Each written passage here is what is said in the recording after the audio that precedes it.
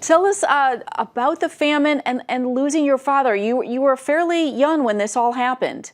The biggest shocking moment was when I started learning people actually can die of starvation from my neighborhood. And it was definitely not a pleasure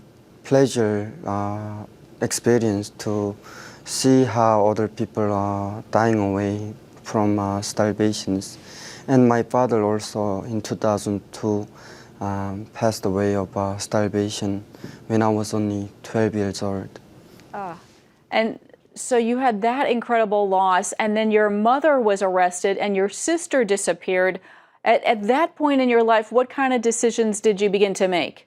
The first thing I had to do was to go out on the street and being able to give up my dignified life, and I had to make sure that I find the courage to open my mouth to ask for leftover food from the strangers. About 3 years as homeless, I tried everything I could as a teenager, but there was not much hope for me to survive any longer. It was literally at the moment where I could die of starvation like my father did, or at least take a risk to escape North Korea for a better life in China. Tell us, I understand that the church in China helped you. How did that work? Growing up in North Korea, I never really heard of religion, God, Jesus, anything above or beyond that. So it was really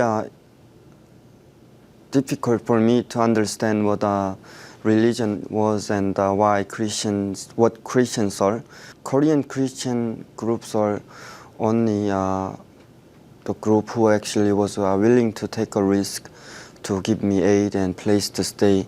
And their generous sacrifice, I just couldn't really understand why they were doing it for me. So that's how I started questioning what this is about. And that was the beginning of my, I guess, spiritual journey. All right. And I understand there was a Christian woman who you call Grandma who really helped you. Can you tell us a little bit about her?